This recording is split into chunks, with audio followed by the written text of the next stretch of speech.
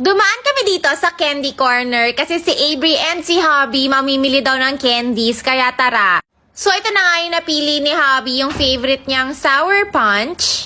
Dalawa na para hindi daw siya mabitin. Tapos akin to puro chocolates, kay Avery naman yung assorted. Tapos gusto daw ni Hubby ng Krispy Kreme, kaya lang ang haba ng pila, kaya kumain na lang kami dito sa may pancake house kasi gusto daw ni Avery dito. So ayan, kinain muna namin tong mga candy. Super nag-crave kasi ako. Tapos meron kaming iced tea. Habang hinihintay yung food, dumaan muna kami sa Goldilocks ni Avery kasi gusto raw niyang bumili ng cake slice.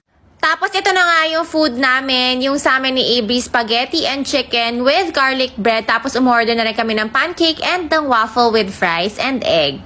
Yung kay Hubby naman, yung tacos yung pinili niya. Tapos gustong gusto talaga ni Avery yung pancake dito. Tapos ito, pag uwi namin, sinet up ko muna tong Miniverse kitchen ko. Super excited nga ako. Ang cute kasi may kasamang tasa, may tong,